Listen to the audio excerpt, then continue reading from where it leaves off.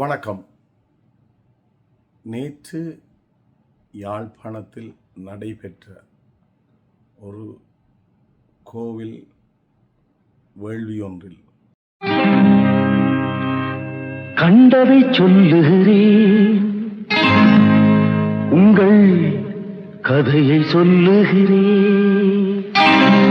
நேற்று யாழ்ப்பாணத்தில் கௌரவத்தை என்கின்ற இடத்தில் நடைபெற்ற ஒரு வேள்வியில் 500க்கும் மேற்பட்ட வளர்ப்பு கடாய்கள் அந்த வேள்வியில் வெட்டப்பட்டிருக்கின்றன. இதில் சாமிகளின் பெயரால், சமயத்தின் பெயரால் அந்த வளர்ப்பு கடாய்கள் உயிரை மாய்த்திருக்கிறது. எந்த சாமியும் எந்த கடவுளும் உயிர்களை கொல்லச் சொல்லவில்லை. குறிப்பாக சைவ சமயம் உயிர்களை கொல்லுதல் ஐம்பெரும் பாவங்களில் ஒன்றாக கருதப்படுகிறது. உயிர்களை கொல்லுதல் என்பது தெய்வ நிந்தனையாக கொள்ளப்படுகிறது. அப்படி இருக்கையில் உயிர்களை, அதுவும் தெய்வ சந்நிதியிலே வைத்து பலி கொடுப்பது என்பது சமயத்தை முழுவதுமாக கேவலப்படுத்துகின்ற ஒரு நிகழ்வாகத்தான் பார்க்கப்பட வேண்டும். ஏனென்றால் நாங்கள் ஒரு பிள்ளையை வளர்ப்பதைப் போல ஒரு ஆட்டுக்கிடாயை அதற்கு பெயர் சூட்டி சரியான உணவு கொடுத்து அதை தடவி கொடுத்து அதுக்கு நாங்கள் எங்கள் அன்பை செலுத்தி, அது எங்கள் மீது நேசத்தை செலுத்தி வளர்த்து வந்து அது வாலிப பருவத்தை எய்கின்ற போது அதை வெட்டுவதென்பதே ஒரு பாவமான செயல். அதைவிட அதை தெய்வ சந்நிதியில் வெட்டுவது என்பது மிகவும் ஒரு கோரத்தனமான சம்பவமாக, குழந்தைகள், கர்ப்பிணி தாய்மார்கள், வயோதிபர்கள் இவர்களுக்கு முன்னால் ஒரு உயிரை துடிதுடிக்க கொள்வதென்பது எந்த சமுதாயத்தில் ஒரு காட்டுமிராண்டித்தனமான வாழ்க்கை முறையை நோக்கிய ஒரு மக்களாகவே பார்க்கப்பட வேண்டிய விஷயம். ஏனென்றால் நாங்கள் படிப்பறிவுக்கு அப்பாற்பட்ட காலங்களில், வேடுவர்களாக வாழ்ந்த காலங்களில் வேட்டையாடி வாழ்ந்தோம். அது ஏற்றுக்கொள்ளக்கூடியதாக இருந்தது. ஏனென்றால் அந்த காலங்களில் எங்களுக்கு போதுமான அளவு அறிவுபூர்வமான விளக்கம் இருக்கவில்லை. நாங்கள் வேட்டையாடி உண்பதை தவிர வேறு வழியும் இருக்கவில்லை. விவசாய தொழிலும் அந்த காலங்களில் இல்லை. அதை ஏற்றுக்கொள்ளக்கூடிய மாதிரி இருந்தது. இன்று நாங்கள் எவ்வளவோ வளர்ச்சி அடைந்திருக்கிறோம். ஒரு மனிதனை எவ்வாறு கௌரவம் செய்ய வேண்டும், உயிர்களை எவ்வாறு கௌரவம் செய்ய வேண்டும் என்பது சட்டமாக இயற்றப்பட்டிருக்கிறது. அப்படி இருக்கையில் ஒரு பொது நிகழ்வில் ஏராளமான குழந்தைகள், சிறுவர்கள் இவர்களுக்கு முன்னால் ஒரு ஆட்டை துடிதுடிக்க வெட்டுவது என்பது எந்த சந்தர்ப்பத்திலும் ஏற்றுக்கொள்ள.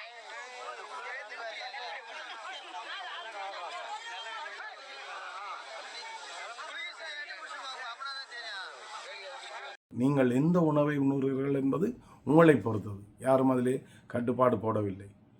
நீங்கள் மாமிசத்தை உண்கின்ற ஒருவராக இருக்கலாம், அல்லது மரக்கறி உணவை உண்கின்ற ஒருவராக இருக்கலாம். ஆனால் அந்த உயிரை வெட்ட வெளியில் பொதுமக்கள் முன்பாக அதை சமயத்தின் பெயரால், சாமிகளின் பெயரால் வெட்டி பலியிடுவதென்பது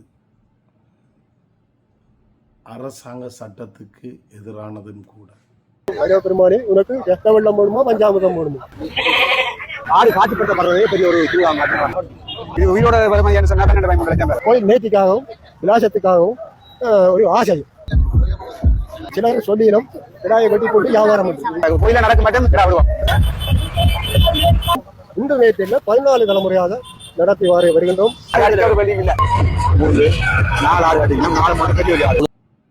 எந்த சாமியும் ஒரு உயிரை கொன்று தனக்கு காணிக்க வைக்க சொல்லி கேட்பதில்லை.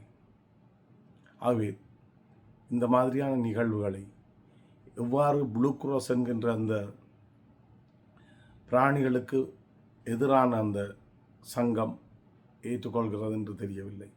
அல்லது இந்த சைவ சமயத்தை பிரதித்துவப்படுத்துகின்ற அந்த கூட்டம் அல்லது அந்த சமயத்தை சார்ந்தவர்கள் அல்லது அந்த சமயத்தை சார்ந்த பிரதானிகள் எவ்வாறு இதை அனுமதிக்கிறார்கள் என்பதுதான் எனது முதலாவது கேள்வியாக இருக்கிறது.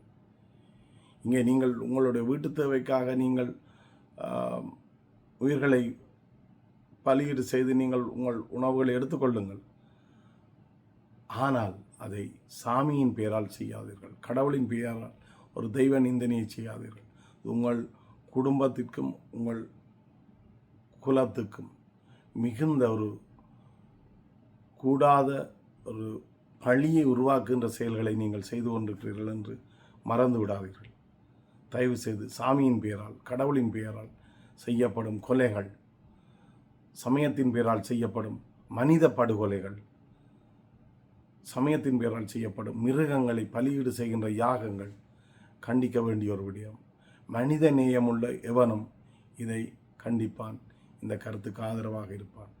ஆகவே இனி வரும் காலங்களிலாவது இந்த மாதிரியான சமயத்தின் பெயரால் கோயில்களின் பெயரால் நடைபெறுகின்ற பலியை தடுத்து நிறுத்துவோம். ஏனென்றால் இந்த மிருகங்களை ஆசையாக செல்லமாக உணவு கொடுத்து பிள்ளைகள் போல் வளர்த்து விட்டு எப்படித்தான் மனம் வருகிறது அதை அதன் கழுத்திலே கத்திய வைத்து வெட்டுவதற்கு, துடிக்க துடிக்க கொள்வதற்கு.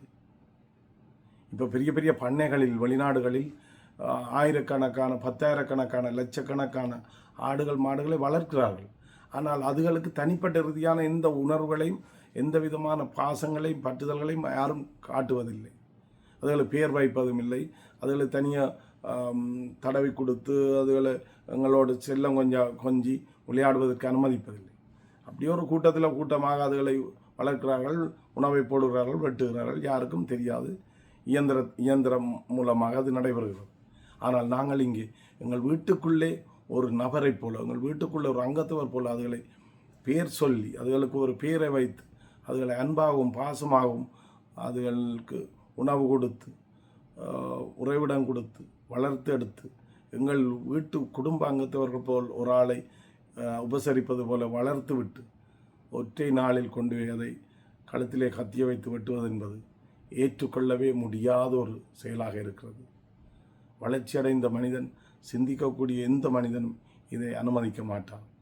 ஏனென்றால் உயிர்களிடத்தில் நாங்கள் அன்பு செலுத்தினால்தான் நாளைக்கு மனிதர்களையும் நாங்கள் நேசிப்போம். உயிர்களை நாங்கள் வெட்டி கொள்வது போல தான் நாளைக்கு மனிதர்களையும் வெட்டி கொள்வார்கள். அதையும் அப்போ ஏற்றுக்கொள்ளப் போகிறோமா? நண்பர்களே, நான் சொல்ல வருவது ஒரே ஒரு விஷயம்தான். சாமிகளின் பெயரால், கோவில்களின் பெயரால், சமயத்தின் பெயரால் எந்த உயிர் பலியும், அது மனிதனாக இருக்கலாம். அண்மையில் ஒரு சில வருடங்களுக்கு முன்பாக தேவாலயத்திலே வழிபாடு செய்து கொண்டிருந்த நபர்களை சமயத்தின் பெயரால் வெடிகுண்டு வைத்து எத்தனையோ குழந்தைகள், பெண்கள், வயோதிபர்களை துடிக்க கொல்லவில்லையா? அப்போ அதையும் நாங்கள் ஏற்றுக்கொள்ளப் போகிறோமா? அதற்கும் நாங்கள் ஆதரவளிக்கப் போகிறோமா?